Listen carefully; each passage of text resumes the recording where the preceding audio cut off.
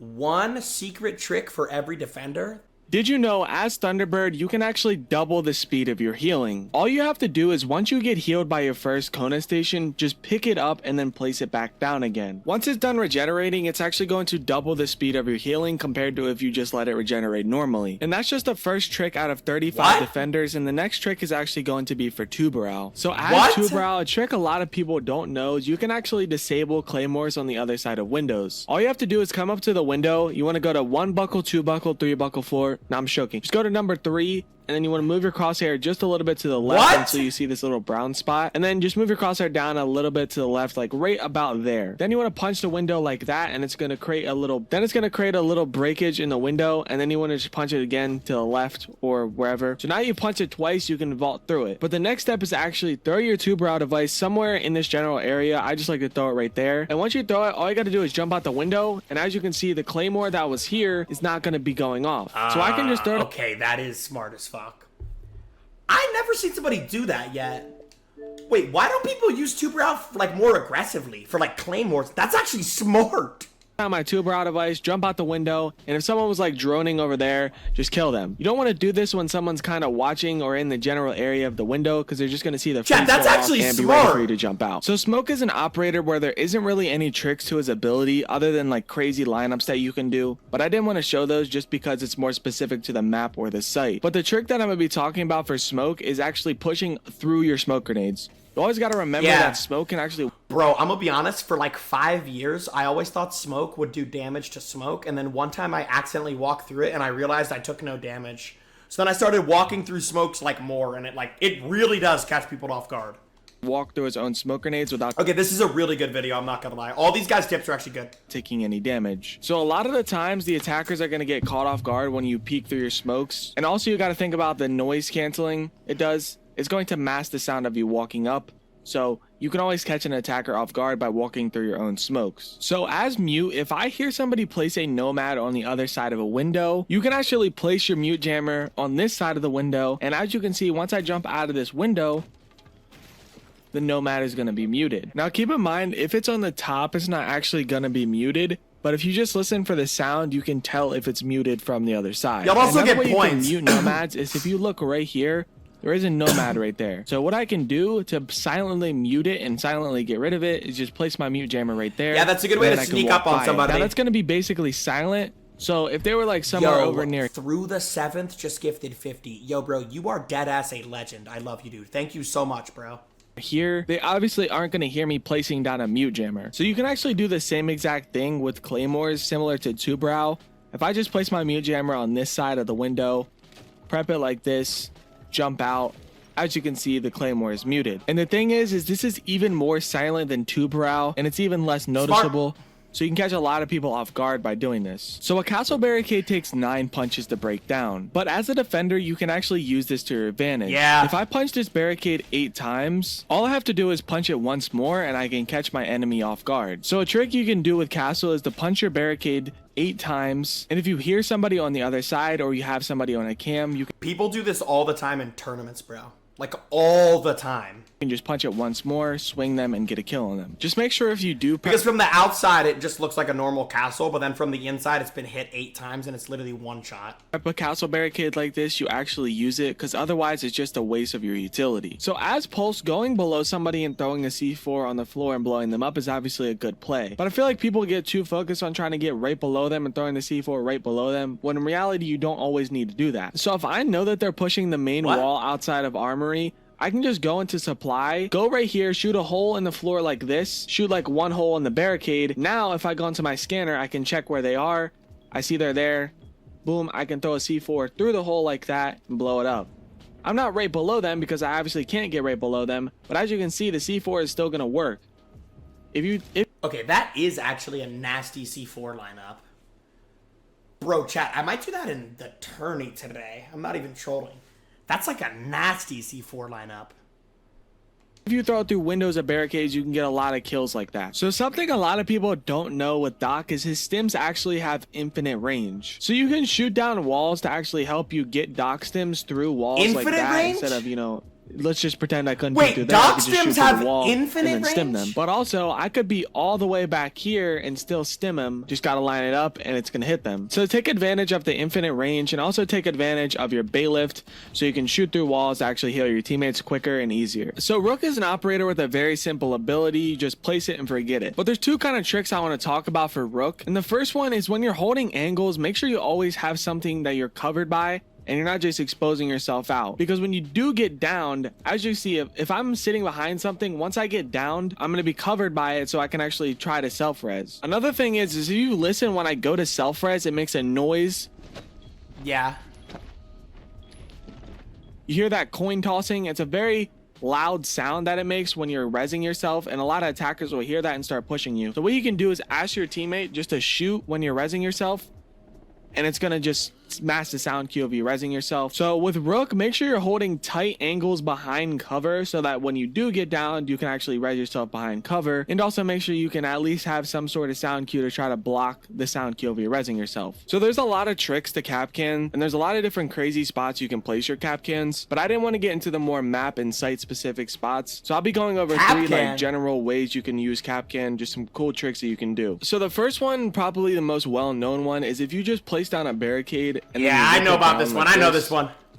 It hides the Kapkans. Leave this outer part of the barricade still on the door. Then you just want to place your Kapkan on the doorway like this. But when you're walking past, it just covers it up a little bit more. So there's a higher chance that someone's just going to walk through and not see it. But another trick that you can do with Kapkan is a lot of people know about the strat that you can do where you punch the third panel and then you punch this panel. You can crouch through the barricade like that. But what a lot of people don't know is you can do that same thing, but place one of your Kapkans or two of your Kapkans on the other side. And when an attacker goes through, they're not going to see it because of the barricade. They go through and okay, that would definitely work in like a low rank.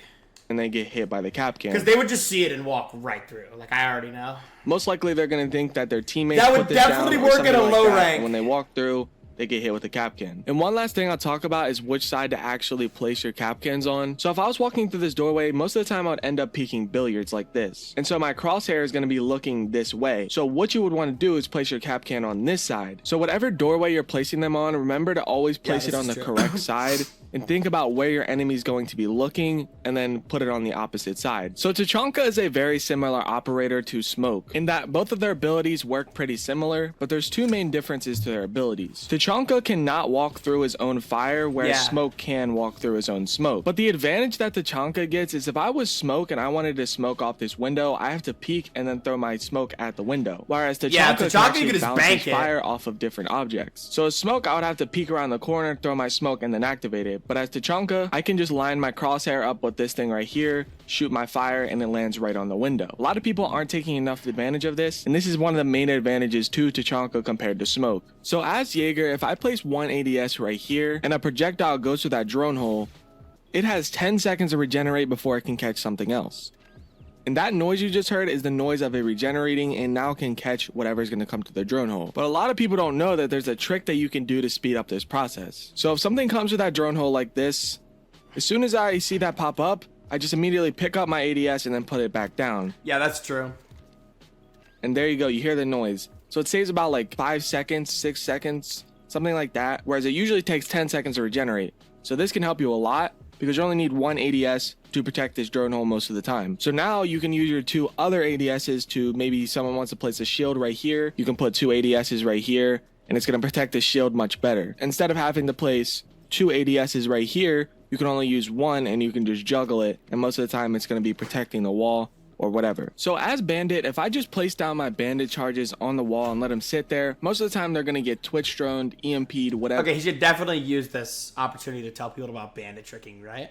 And then the hard breacher is just going to open up the wall. So what you'll see from a lot of pro players, high rank players, whatever, is just place it down, pick it back up. So it really just comes down to the timing. So if I'm sitting right here on this wall and I hear this noise, I know the thermite just got placed. So what I can do is just immediately place down my Bandit charge, and now, even before the thermite would blow up, as you can see, I'm going to destroy it. This counters every hard breacher, and it's going to be really hard for the attackers to counter you. So as Frost, most people are going to try to place a Frost mat under a window. They just go up to the window and place it normally like that. Now, that's obviously very common, and you're going to see this a lot, and there's not really necessarily anything wrong. I have a feeling he's going to do, like, the 2-on-1 window trick. with it. But as an attacker, it's pretty much ingrained into everyone's mind to just, as soon as they see a frost is on the board, when they jump into a window, just look down and shoot. Super easy to counter, and that's why you don't see a lot of frost kills most of the time. So what you can do to make it a little bit better is just go to the side of the window like this. Okay, I'm not gonna lie, the first time somebody did this to me was like years ago in ranked. I jumped in, I knew they had a frost mat, I pre-fired the frost mat, but I pre-fired the middle, so I ended up just getting hit by 2 mats. Makes your frost mat like that. So now when I jump in, it's just gonna make it a little bit harder. As you can see, I shoot a few bullets like normal, and it doesn't shoot the frost mat immediately. But when an attacker jumps into the window, as you can that's a good trick. See, they still get caught in the trap. But you pretty much never see this, but it works so well that it's going to catch a lot of people off guard. Most of the time, people are just looking straight down and then they shoot. But if you just look a little bit left, and obviously you're going to shoot it. Yeah, that's a really good trick. To the left. But most people are so used to just having it in the middle that when they look down and shoot, they don't have the time to flick over to the side. So a trick a lot of people seem to not know for Valkyrie is you can actually bounce your Valcams off of other Valcams to get them in spots that you normally can't. So as you can see, when I throw my Valcam into a plant, it just breaks the plant. But what you can do is throw one Valcam like right here, and then bounce your other Valcam off of it, and it's going to land in the plant. I did not know that. Now you have a super hidden Valcam, and if I just shoot this right here and go into the Valcam, you can see a lot of areas, you can get a lot of information, and it's very hidden, and you couldn't. Okay, I did not know that. You can also use this to get your Valcams on top of things. So if I wanted to get my Valcam on top of this, I obviously can't just like throw it up there. What you can do though is throw one Valcam there, bounce it off. That is smart. Now obviously this is a very bad Valcam, but you obviously know what you could do with this, and you can find a lot of your own spots. So the next operator we have is Caviera. And you might be like, well, then why are you on Jackal? Well, as Jackal, basically, if you don't know what Jackal does, if someone was in front of me, if they're running down this hallway, they would leave behind a footprint that Jackal can then track to get an exact ping on them. But there's one operator that actually counters Jackal, and they can't see their footprints. And that is Caviera. Dude, that was tough. Well, as normal, Caviera's footsteps can be seen by Jackal. As you can see, there's red footprints all over the floor. But not when she uses silence step. Activates her ability. As you can see, it's not creating any new footprints.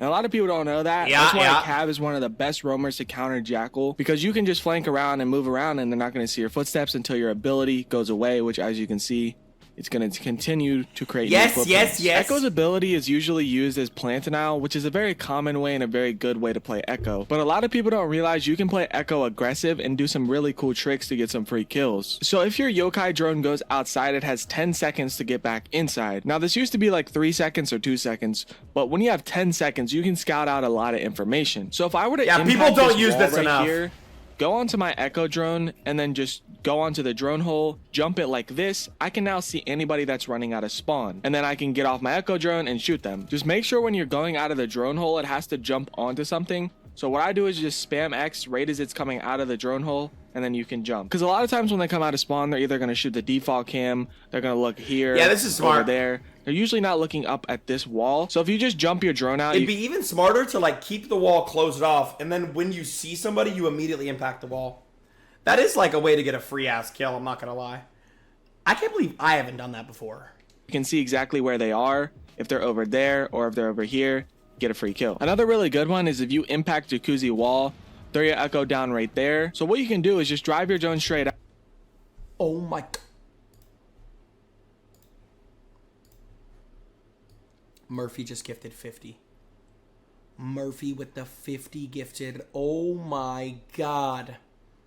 What a fucking guy. Murphy, I love you, bro. Chat, how have I not done that Echo, bro? Murphy, I love you, bro. W, Murphy! Out.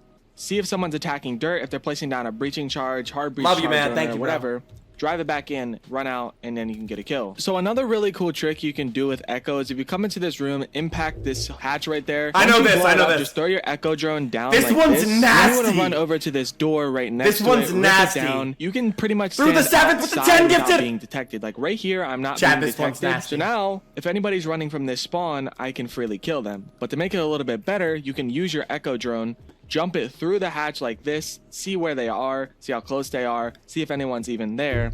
And then boom, free kill. So another trick that you can do with Echo, if you rip down a barricade on a window, throw your Echo drone like right about here, drive it up just a little bit, like right there, and then you barricade the door back, and then you go into your Echo drone. As you can see, it's pretty much outside. So you can get a lot of information like that. And once Wait, again, they spawn what? right over there, so they're gonna be running through. Wait. Rewind that. It's outside, but it doesn't Echo get... drone, as you can see, it's pretty much outside. So you can get a lot of information like that. And once again, they spawn right over there, so they're gonna be running through. What you can do is once they stop to shoot the default cam or whatever, you can just red ping them, like act like that was a red ping, pre-fire through the window, or you can just have the window open, find out where they're running. If they're running like right next to the van, just come out, peek, and then kill them. So those are 3 ways you can get some free kills with Echo. Just make sure you have your other drone in sight so it can actually be used for information if you end up dying. And also, this was just one map. You can use this on a lot of different maps, so keep that in mind. So as Mira, most of the time you place down your main Mira and that you're going to be playing most of the round, and then you just place a random one down that you aren't going to be using. But a trick a lot of people don't know is you can actually save one of your Miras to counter hard This breaches. is smart. So it's very similar to Bandit. If you hear this noise, you know that someone just placed a thermite on the wall. So what you can do is just wait, you know, like the first 30 seconds of the round, whatever. Most of the time, that's when the thermite is going to place down their charge. And as soon as you hear it, I mean, as soon as you hear it, like, boom, just immediately place that down. And even when the thermite blows it up, as you see, you're going to... That's like one of the smartest tricks in the video, bro. Catch it. So as Lesion, if I place my Lesion mine in the middle of... Okay, he's going to tell you to put it on the right side of the doorway. Obviously, the whole area gets covered, so anybody that walks into this doorway is going to get hit by the Lesion mine. But if I just place my Lesion mine in the doorway like this... Yo, Murph with the 10 gifted. W Murph, bro. Area of effect is obviously towards the middle, so anybody that walks through the door is still going to get hit. So always be placing your Lesion mines on the doorway. And also, it's similar to Kapkan in that whatever side that the crosshair is going to be, that's the side that you don't want to place it on. So at this doorway right here, obviously you're going to be peeking these angles first. So you would most likely see the Lesion mine if you place it right here. As you can see, it's pretty visible. But if I place it on this side, then obviously when I come around the corner, the last thing I'm going to be looking at is down there. So as Ella, most of the time people just end up placing their Ella mines on top of the doorway like that. Now that's not bad, but there's one problem with that is that they have to walk into the doorway to even get concussed. So something that you can do is either put down a castle barricade or just have it on a normal barricade. Throw your Elamine in the middle. Now what I would also recommend is if you're going to do a castle barricade, punch it 8 times so it only takes 1 punch more, and then as soon as they punch it once they're going to be concussed. And what you can do is wait for them to punch it down and sit behind something like this, and as soon as you see it go off, just swing out. So as you can see, boom, I hear punched, and then I can just swing out. So as Vigil, you counter 2 different tracking operators. That being Lion and Deimos. Now, a lot of people know that, but a lot of people don't know exactly how the interaction between the 2 operators work. So if I'm being tracked by Deimos, as soon as if I just activated my ability and then unactivate it, I just immediately, there's no more tracking. But if I'm being tracked and I wait for the ping to go off, as you can see, it goes gray as soon as I activate my ability. Then I can unactivate it again, activate it again, continue to get pings on them. When you can see that my ping lasts a second after I get it. So as you can see, it stays gray. Deimos, as soon as I activate my ability, the ping goes away from him. So if you ever get pinged by Deimos as a Vigil, you can basically choose to get rid of the ping altogether, or you can kind of counter him and play aggressive and get a ping on him. So as for Vigil versus Lion, as soon as the Lion skin gets activated, all you have to do is activate your Vigil and you're not going to be pinged even once. So as Maestro, a trick that you can do is place your Maestro over a hatch like this. Okay, this is an OG trick that I would use once I was a Maestro main. So you put it over a hatch, you shoot open the hatch, and then they can't knife your Maestro because they'll fall down the hatch. It's so smart, bro. And once you've placed your Maestro over the hatch, then you can break the hatch. So it's going to make it much harder for the attackers to melee your Maestro because they have to run over the hatch and drop the hatch. And also, if you go into the Maestro cam and look towards the wall, it's going to make it even harder, pretty much impossible to melee it. And then you can just turn it back and shoot them, do whatever. And then just remember to look back towards the wall. There's a lot of different spots you can do it, like in 90 you can place your Maestro over top of this hatch and then break the hatch. It's pretty good ones on Villa on different maps, but this is a very good thing to keep in mind. So as Alibi, one of the most common plays is to throw your Alibi at a window, break a hole in it, and it looks like someone's peeking the window. But a problem a lot of people don't realize is if you don't place it right up against the window, I can easily shoot it. So what you can do is throw it right up against the window, right about here, and it's still going to activate, but it's going to be right up against the window. So not only is your clone going to be more visible, so it's going to be a higher chance of them actually shooting it, but it's also impossible to shoot from the window like this. I think if they go upside down repel, then they might be able to shoot it, but that's still wasting like an extra like 5 to 10 seconds.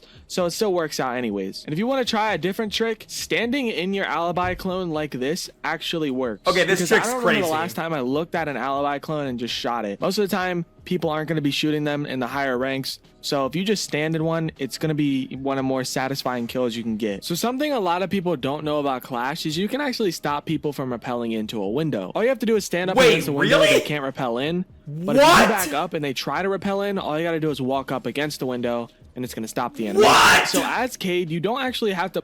I did not know that. Rewind that. All you have to do is stand up against the window. They can't rappel in. But if you do back up and they try to rappel in, all you got to do is walk up against the window and it's going to stop the animation. So as Cade, you don't actually have to place your Cade Claw on the wall like Murph with the 50 fucking gifted. Murph, you're a fucking legend, bro. I love you, brother. W Murph in the chat. this to get it to electrify. You can place it below the wall, above the wall, or just in the general radius of the wall. And that's why visual trajectory is basically buffed Cade. So if I wanted to electrify this wall, a really cool spot that a lot of people don't know about is if I go right out here like this and you just aim it like right about there, I can just throw my Cade Claw right in there. It's going to electrocute both walls. And this is going to be really hard to spot, and you really wouldn't have been able to line it up that well without visual trajectory. Or at least it makes it a lot easier. So if I wanted to electrocute the same wall from below, if I throw my Cade Claw right there, as you can see, it electrocutes both walls. So always remember, just as long as it's in the radius of the wall, it doesn't have to be on it. It can be below, above, outside, anywhere, as long as it's in the radius. So a trick a lot of people don't know with Mozzie, once you've hacked a drone, you can actually use it to disable claymores. All you have to do is walk the drone up like this, and then for a second, for a period, it's going to be, you know, going offline, but then you can run out, and as you can see, the claymore... Oh, nah, rewind this. Jynxzi Pigeon, thank you for the 7 gifted. Bro, rewind this. What the fuck? Claymores. All you have to do is walk the drone up like this, and then for a period, it's going to be, you know, going offline, but then you can run out, and as you can see, the claymore isn't going to be working. So Warden has a... Okay. Who is figuring this shit out? A Mozzie pest can block a claymore laser.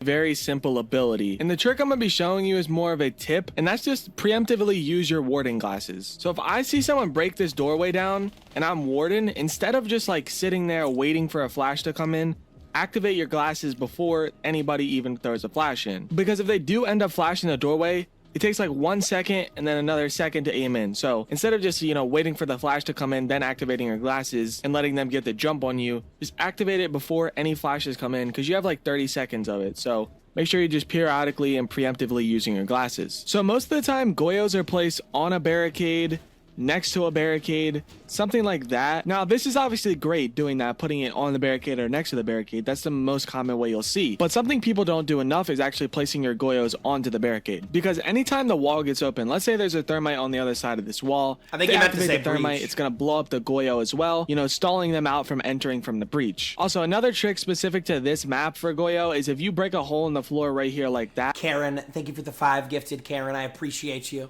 And then you run to the other side of the wall, place your Goyo right here. You can actually use an impact to break the Goyo from this side. All you got to do is do that. And when I run to the other side, as you can see, the fire went off. But always remember, you can place your Goyos on reinforced walls, so when the wall... Oh my god! Fap just gifted 25 subs. Bro, what the fuck is happening right now? Fap, thank you for the 25 gifted. I love you.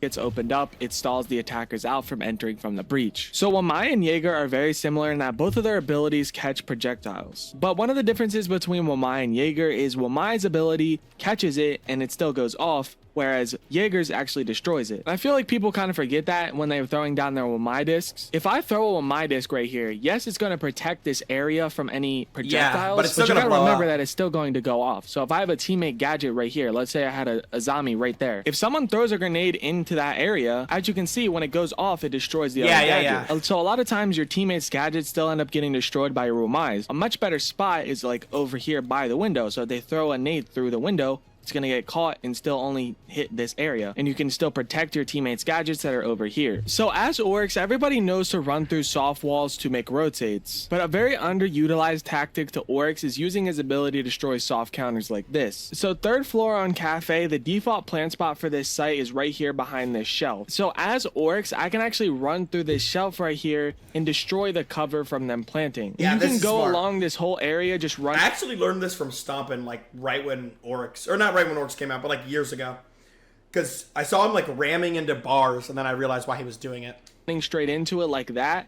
And Or Oryxing destroying it. the cover the attackers are going to use. Because if you think MLG, about thank this you for the site, two they gift have the that I love you. skylight, which is right outside of sight. So if I try to play in this area as a defender, I can't really do it at all because I'm just going to be shot from skylight. So a lot of the times, once the attackers end up getting the map control, they start getting into piano, into top white, red, cigar, all this area. Once they start getting that and they start trying to go for a plant, this area becomes theirs and they start using this bar as like smart. cover. So if you're Oryx and you just run straight through this, they're not going to be using this as cover, and if they do, then you can just shoot them. And it only takes about like 30 seconds or so to get rid of all this stuff. You just gotta wait for you to regenerate breaths, and then yeah, you can just destroy this whole bar area. And you can do this on other maps, but this is probably the best example. So as Melusi, a trick a lot of players don't know is if you make footholes in a wall like this, as you can see I've already made the footholes. I don't recommend running Super 90 on Melusi, but if you can get your teammate to do this, then that'd be much better. Then what you can do is place your Melusi pretty distant from the wall. You wanna have it close enough to where it actually triggers when they're on the other side, but you wanna have it far enough so they can't shoot it as easy. And so now you can see when they're on the other side, they are going to be hit by the Melusi. But when I stand where she's standing, I can't even shoot it when I'm crouching. Well, I kind of can. But most of the time, they'll end up proning to kill it, or they're just going to continue to walk through it. And the thing is it doesn't only work through the footholes, obviously. It still works when they get into sight. So it's not like it's a horrible Melusi. It's just a little bit harder to destroy. It can be used in 2 rooms instead of 1 usually. So it's much better placement than normally placing it however you would. At least want to have at least one of these per round in my opinion. So the trick I'm going to be showing you for Aruni is going to allow you to make pretty indestructible bulletproof cameras. So what you want to do...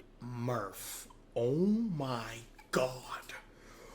What the fuck is happening? Murph with another 50 gifted. Holy shit.